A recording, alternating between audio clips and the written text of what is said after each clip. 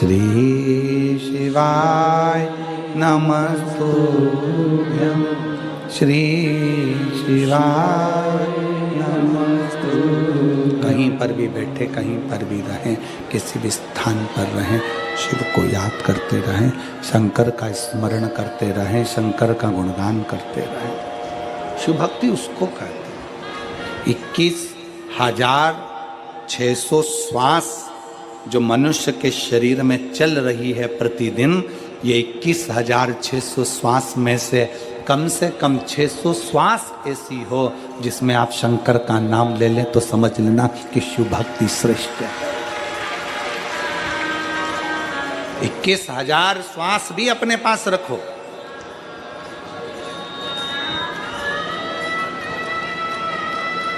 इक्कीस 21,000 श्वास अपने पास रखिए, बस 600 श्वास में भी शंकर की नाम का उच्चारण करिए, शिव नाम की स्मरण करिए, शिव नाम का उच्चारण करिए। रखो 21,000 अपने पास में।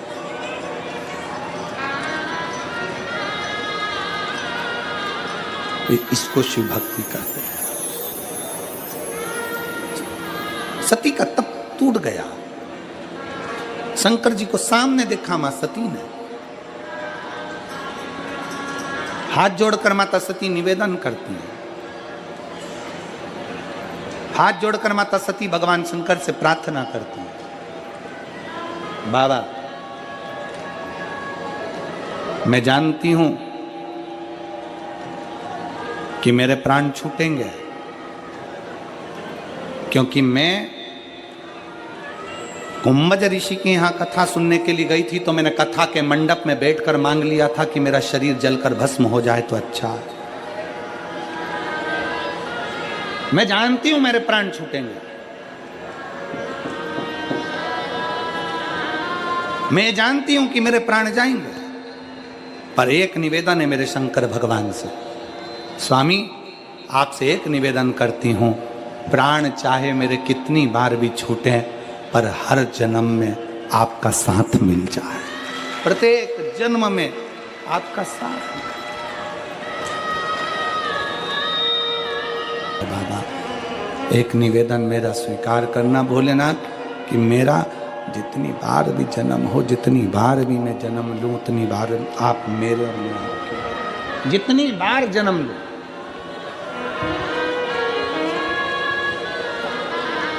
शंकर भगवान ने एक बड़ी सुंदर बात कही।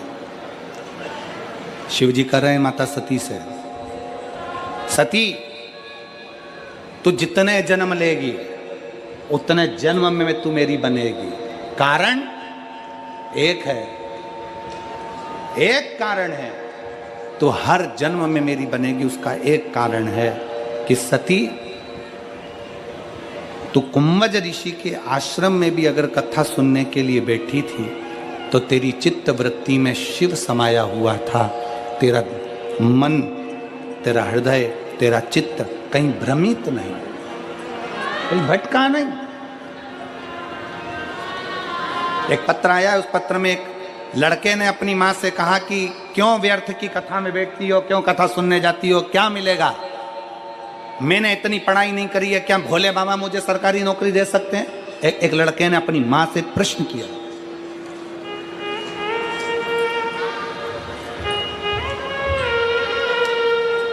मेरी मौसी तो शिव क्यों ना मिलेगा, शंकर क्यों ना मिलेगा?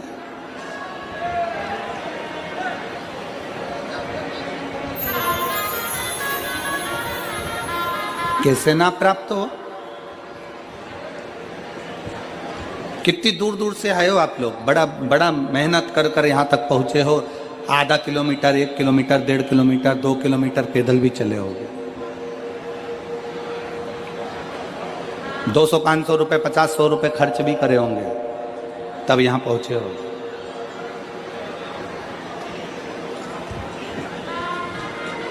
किसके लिए खर्च कर कर आए हो? सीवर वाले महाराज के लिए नहीं, खर्चा कर कर आए हो देवाधिदेव महादेव के लिए। समय निकाल कर आए हो देवाधिदेव महादेव के लिए। कथा सुनने आए हो देवाधिदेव महादेव की। इसलिए तुम्हारा दुख, तुम्हारी तकलीफ तुम्हारा कष्ट काटने की भी जवाबदारी उस देवाधिदेव महादेव की है, संसार में किसी की नहीं। जितने जन्म मिले हर जन्म में मैं तुम्हारी हूं, हर जन्म।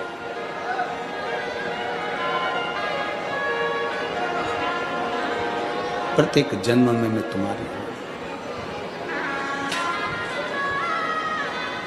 सती मैया को वर दे दिया, शिव जी ने आशीर्वाद दे दिया, ठीक है सती मैं तुझे वर देता हूं, तुझे वचन देता हूं कि जितने जन्म होंगे उस जन्म में तू मेरी और मैं तेरा हूंगा। पर सेवा का फल मिलता है तो सेवा नहीं छोड़ना।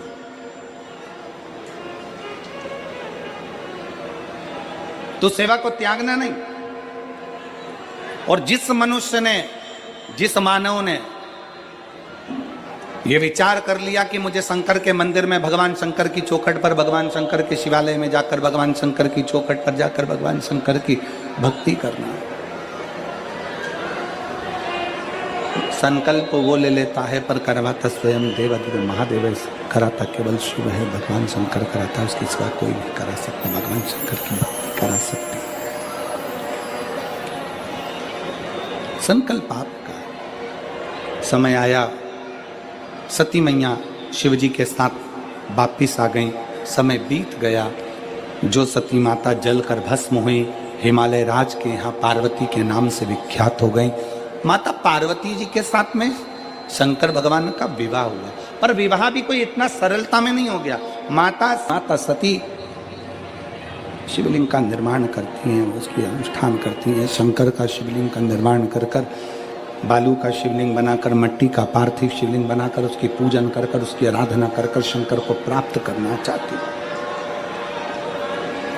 शिव जी को प्राप्त करने का सबसे सुंदर तरीका है, शंकर को प्राप्त करने का सबसे सुंदर सरल रास्ता है पार्थिव शिवलिंग का निर्माण। शिव को प्राप्त करने का सबसे सुंदर तरीका है पार्थिव शिवलिंग का निर्माण। पार्वती मैया बाल्यावस्था से शंकर भगवान के पार्थिव लिंग का पूजन करने लगी। और सती मैया ने जैसे पार्थिव लिंग का पूजन करा, बाल्यावस्था से पार्थिव लिंग का पूजन में जब सती मैया लीन हुई, लगने लगी, रमने लगी, कामदेव भगवान शंकर ने भस्म कर दिया और तुरंत माँ पार्वती जी शंकर भगवान को प्राप्त हो जाती हैं सुंदर मंगल विवाह के साथ। सुंदर मंगल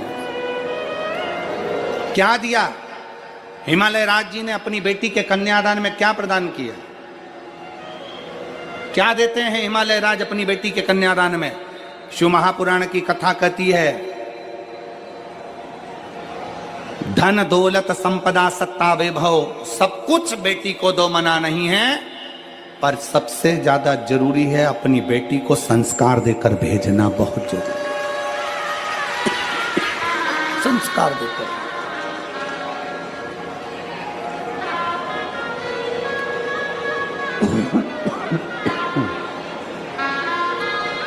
अपनी बेटी को जितना संस्कार देकर भेजोगे उतना बेटी स्वस्थ, उस बेटी का जीवन आनंदित होता चला।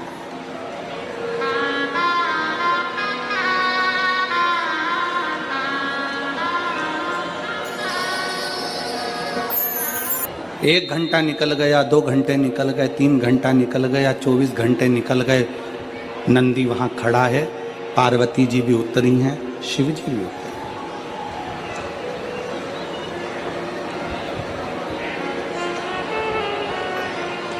दोनों भृंगी दौड़ता हुआ भगवान शंकर के पास शमशान में आया।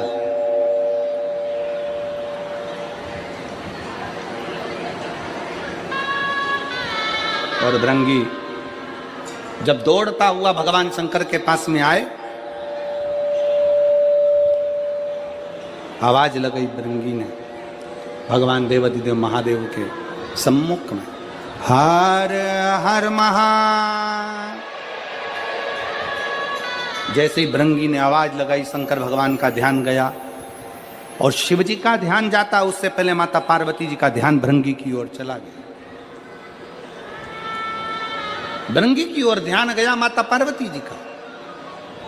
पार्वती जी ने तुरंत देवादिदेव महादेव से कहा, दरवाजे पर कोई आवाज लगा रहा है, पुकार रहा है। भृंगी आए, पार्वती जी ने हाथ जोड़ नमन किया। उनको नहीं मालूम कौन है, वो तो नमन करती हैं, आदर देती हैं, सत्कार देकर अंदर प्रवेश कराती हैं।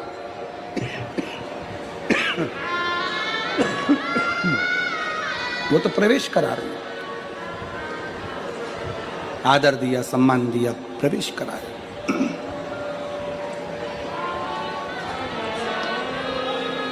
शंकर भगवान पार्वती जी को धन्यवाद देते हैं। पार्वती, एक घर का संस्कार ऐसा ही होता है। घर की श्रेष्ठ नारी का सबसे बड़ा संस्कार यही झलकता है कि दरवाजे पर आया हुआ कोई मेहमान, दरवाजे पर आया हुआ कोई अतिथि, उसको प्रेमवश, स्नेहवश आदर दिया जाए, सम्मान दिया जाए, सत्कार दिया जाए। और ये भृंगी तो मेरा गण है, ये भृंगी मेरा गण है। एक श्रेष्ठ व्यापारी का सबसे बड़ा लक्षण कौन सा होता है?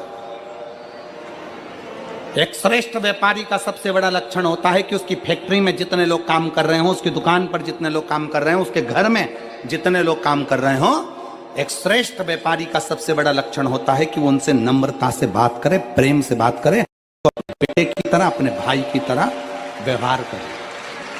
तो उसकी फैक्ट्री 4 गुनी बढ़ सकती है, उसका व्यापार 4 गुना बढ़ सकता है, उसका कार्य 4 गुना बढ़ सकता है। एक श्रेष्ठ व्यापारी अपने घर में काम करने वाले नौकर चाकर, फैक्ट्री में काम करने वाले जितने भी बंदे होते हैं, उनसे प्रेमवश बात करे तो उसको भी लगता है कि ये मेरे सेठ की फैक्ट्री नहीं, ये मेरी फैक्ट्री है, इसको 4 चांद मुझे लगाना है, इसको श्रेष्ठ मुझे बनाना। पार्वती जी, आपने भृंगी का आदर करा, सम्मान करा, मैं धन्यवाद देता हूँ। नंदी पर बैठे फिर वापिस कैलाश पर गए। समय आया, माता पार्वती जी के तन के उपटन से भगवान श्री विनायक का प्रागट्य होता है। ओ भोला सब दुख काटो हमारा।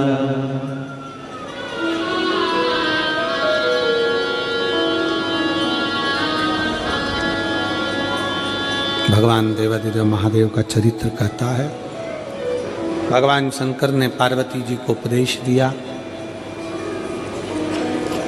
सुंदर भगवान के चरित्रों का स्मरण कराते हुए 12 ज्योतिर्लिंग की कथा का स्मरण कराया।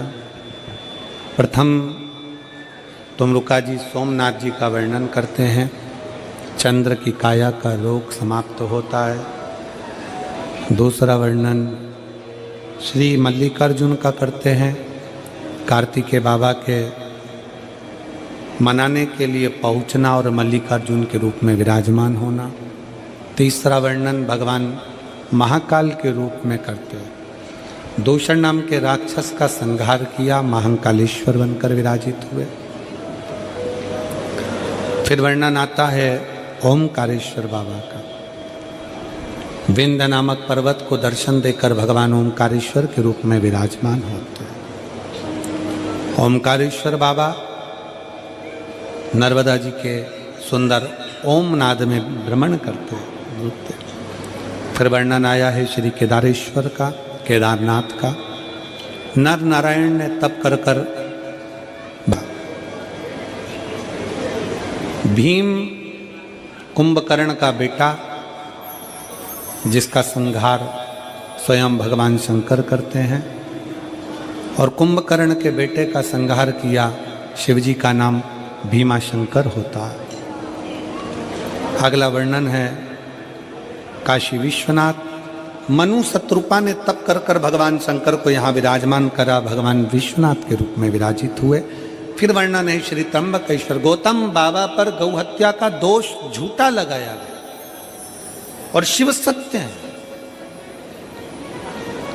इसलिए शंकर भगवान के लिए सत्यम शिवम सुंदरम। भगवान शंकर पर, गौतम बाबा पर गौ हत्या का दोष लगाया तो शंकर भगवान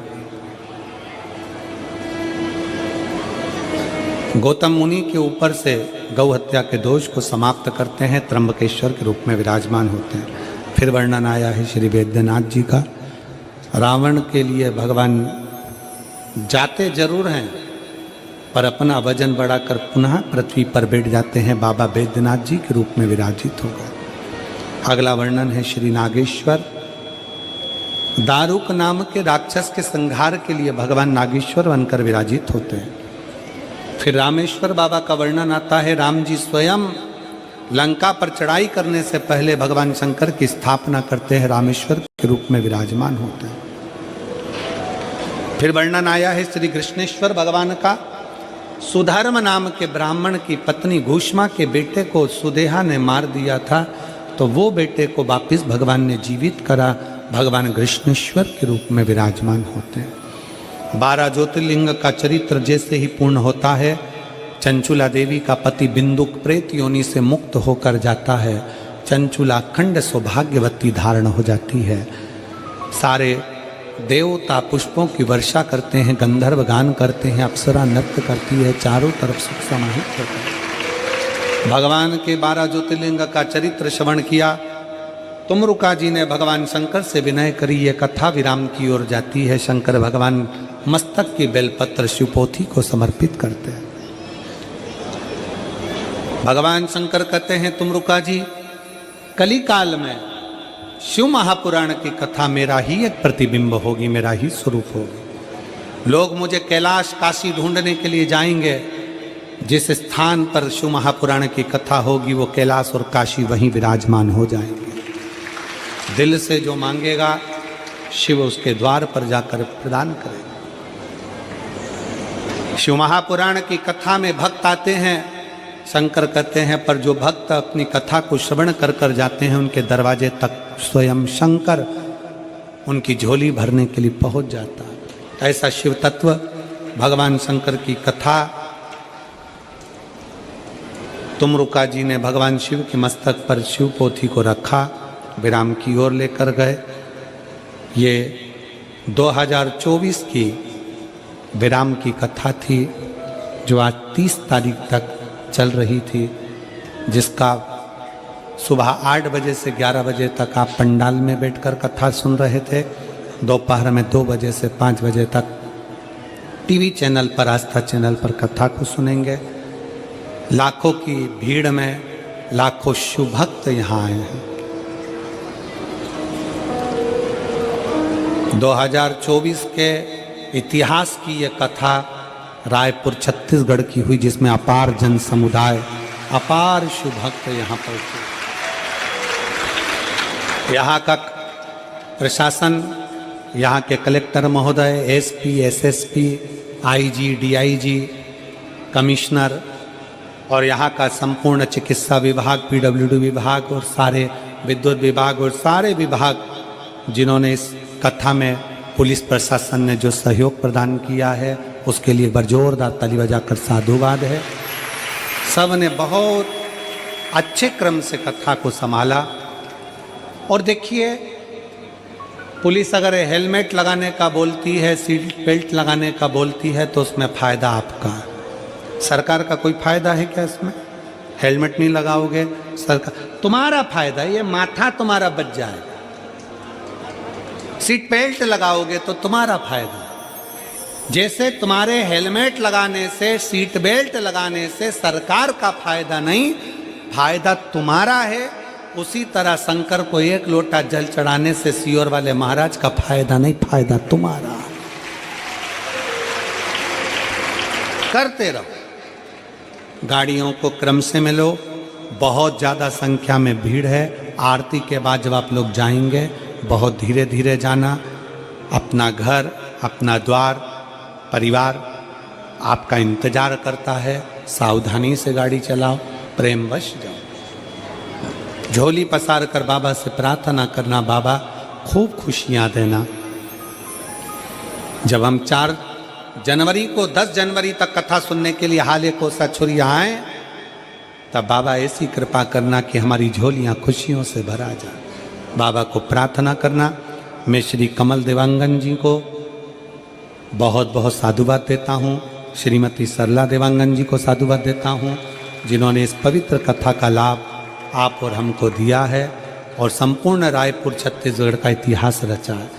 मैं देवांगन जी, आपने जाते हुए ये 2024 में जो छत्तीसगढ़ वासियों को खुशी दी है उसके लिए धन्यवाद देता हूँ आपको। यहाँ पर बजरंग दल हो, संघ हो, दुर्गा वाहिनी हो, विश्व हिंदू परिषद हो, हिंदू उत्सव समितियाँ हों, बच्चे हों, बूढ़े हों, जवान हो और प्रत्येक समाज का, देवांगन समाज का एक एक बच्चा हो, चाहे साहू समाज का, चाहे अन्य समाज